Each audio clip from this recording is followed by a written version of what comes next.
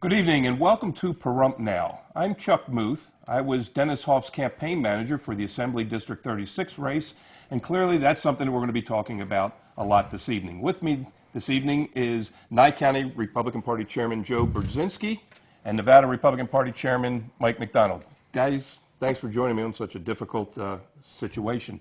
Joe, there's a lot of questions out there about how this process is going to happen. We're 2 weeks away from Election Day. Dennis's name will still remain on the ballot. What happens from here?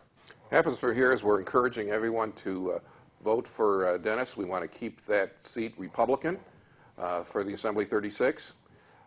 If Dennis wins that election, then it will be up to the county commissioners in Nye County, Clark, and Lincoln County to make that determination. They will do the appointment.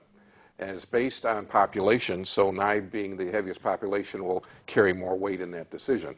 So do you know, does Nye have so much weight that it effectively could overrule if the other two counties decided they wanted to appoint one person and try to gang up on Nye County, or is it an equal vote and whoever gets the two gets the appointment? It's my interpretation of the NRS that Nye would have the bigger weight, so they could not be overcome by Lincoln and Clark. Okay. Mike, tell us a little bit about why it's important for Dennis to still win this race as far as who controls the legislature and that sort of thing. I think when you look at it, it's something that if you have values, especially strong in Nye County, which is fantastic for us in the Republican Party, is there's strong family values, property rights, property issues.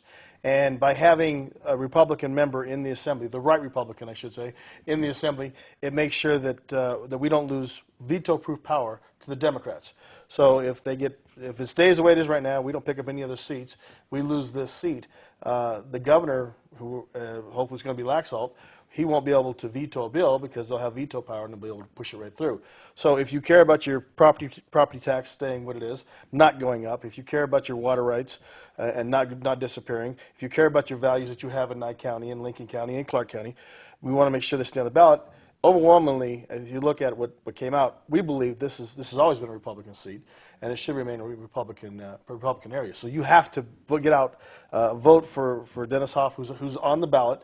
There's nothing we can do about it. The ballots have been printed, so you have to get out there and vote. You have to make sure that you vote to keep that process moving, and then allow what Joe just talked about, allow the county commissioners to appoint. Okay, so the current makeup of the legislature in the Assembly, there are 27 Democrats, 15 Republicans, and because of the 2/3 requirement, 15 Republicans can either block any tax hikes or block an override of a gubernatorial veto. Correct. Correct. So if everything stays the same and you lose this seat here, it would then be 28-14. The Democrats would have a supermajority. Veto power. So that's why it is so important that vitally important this seat still holds. Okay. So Joe, talk a little bit about the district then. I mean, clearly people are going to be saying, well, why would I vote for someone who has passed away and is not going to be able to serve? Does Dennis actually have a chance to still hold this seat and win on Election Day? Oh, I think he definitely does. The tradition and the voting over the past few elections by far favors the Republicans. So as long as the Republicans go out and vote for Dennis Hoff, we'll keep that seat Republican. Okay, and I understand when people go to the voting booth, they will receive a notice. There is a notice posted, and again, that's another NRS ruling that it will say that this particular candidate, in this case Dennis Hoff, has passed. That's all it'll say. What we're telling people, and we'll be having people over at the polling stations, is you need to still vote for Dennis because you want to keep that seat Republican. Okay, and you have a huge Republican majority in this county, and the district itself is Yes. Overwhelmingly Republican. So as long as Republicans show out and they still vote for Dennis, and right. I would guess it seems a little bit strange to talk about this, but there were people who, in the bitter primary, still weren't really big fans of Dennis himself, and there were people, because of the nature of his business, maybe didn't particularly care for the business and were having a difficult time bringing themselves to vote for Dennis. But in this case, they should feel completely comfortable now voting for Dennis on the ballot because, unfortunately, he won't be able to serve anyway. Do you have any sense of where the electorate is, who they might like to replace Dennis, or? That, you know, that is a good question. I would say answer it this way, that they would not be supportive of James Oscarson being put back in, Who he defeated who he in defeated in the primary. It the would primary. Is that the sense that you're getting, Mike, at the state Yeah, level? look, and this is what I can talk about. We were at the parade 2 weeks ago. 2 weeks 2 weeks ago. I came out for the parade. It's a big, great event here in Nye County. It's a wonderful family event, and I was surprised. There were so many people that I know personally in Nye County that weren't for Dennis, that are actually came out to the parade and they were warming up to Dennis because of his values, because of the way he talks.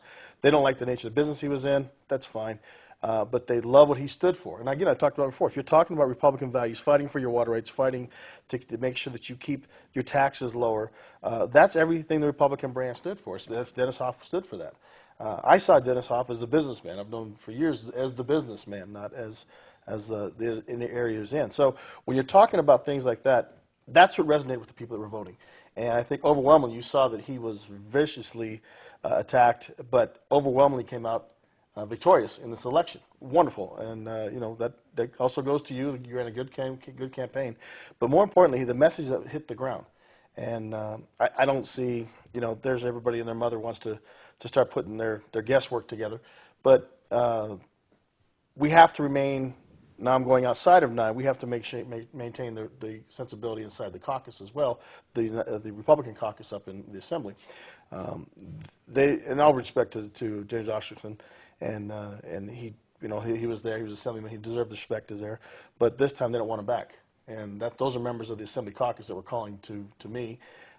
We have members that don't want him back. We understand. Look, he has his base here, and he has friends. We all have friends. But I think in order to help move the value, it's too premature to even discuss this. We have to win the election first, and worry about it after that. But you know, taking nothing away, the electorate overwhelmingly spoke. They want a person with the values that they want to keep Republican values. They don't want they want strong right Republican values. I think that you have a conservative base here, which is fantastic. Has been. The party has grown to great success on that. That's what needs to remain inside whoever that electorate is, whoever that person is picked. It comes to the county commissioners. We have an overwhelmingly Democratic commission in Clark County, so hopefully that we're able to make some sense there and work with Nye and Lincoln. But it has to be someone who has those values, and I think you can't go backwards in time and say you want to reappoint James because he got handily defeated. And that's no disrespect to him, but it is what it is. And moving forward, the electorate spoke. They want this to be more of a conservative values. They don't want to go back on the what it was. They want to move forward. So, you know, again, this is too premature to even discuss this. I want to see that we make sure we maintain the seat, make sure it's Got to win it. make sure it's red, and that's why everybody at home has to go out and vote for Dennis Hoff on this ballot. Even though he is deceased, you're actually voting for Republican values. You're voting to replace that person. That is the seat we're pushing right now. Yeah, and I can tell you, before we came in to tape the program here, I did speak with the Assembly Minority Leader, Jim Wheeler, and asked if he had anyone in mind, if they had a preference, and Jim's position was, no, we're staying out of this. It's up to the people and the voters of District 36. Whoever they decide they want to appoint, then he's good with that. Well, I think, and let me dovetail on that. That also, they stayed out of this race when Dennis was running. They were completely out of it. And you know that the state party was respectful of however it came in, the overwhelmingly state Republican Party. However it came out, we were going to support the winner. But the actual Assembly people stayed out of it. They didn't want anything to do with it. They just said, let the course take its will. And you saw what happened. And Dennis Hoff overwhelmingly came out as the victor. Yeah. So, now I know, and this isn't just something with Oscarson, I don't want to be picking on him, but I know as party chairman, having been a party chairman myself too, it's often very difficult and a challenge to get candidates and elected officials to be actively involved with the party itself. Mm-hmm. And I know that Dennis was different on that. So, Joe, can you just share a little bit about, you know, your relationship with Dennis as the party chairman and he as a candidate and who would have been, you know, a future elected official? Yeah, the interesting thing about Dennis, he had told me when he first joined the party and signed up that he will help grow the party. And when did that happen for folks who may not know the whole backstory? Because he ran as a libertarian in 2016. December, a couple years ago? Yeah, about 2 years ago. Yeah, and he had other people that came along with him when they did Exactly, and he brought people with him. And this last Saturday we had our monthly Central Committee meeting, and we had 34 guests there. And every month we've been growing and having more people come. And they were very interested in what was going to happen with, should we vote for Dennis, not vote for Dennis, and understood that they should. And so many people have come up to me and says, we're going to be voting for Dennis because we want to keep that seat Republican. And that's the kind of folks we have here. And Dennis helped spur that on. He helped the Republican brand by his marketing sign. One of his early signs said, I just joined the Republican Party, how about you? And he had billboards all over town. People would say, wow, that's really great. And that's really helped us build this party. Right. Mike, what was the relationship with the state party? It was fantastic. I had a different, Joe asked me to come out when Dennis was signing up. I said, absolutely, I do that for any. We try to do as much as all the chairmen support them.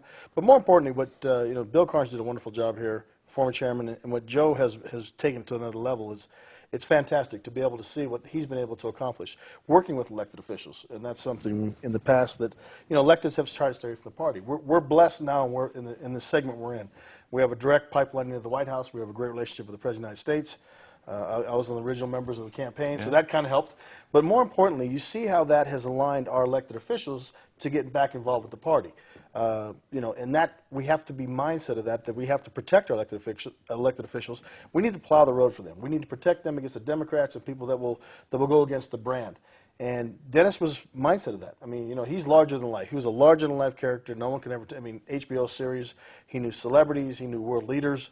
I was very surprised at the people he knew. It was just, it was amazing. Okay, we're going to take a quick break. I'm your guest host, Chuck Muth. You're watching Pahrump Now. We'll be right back.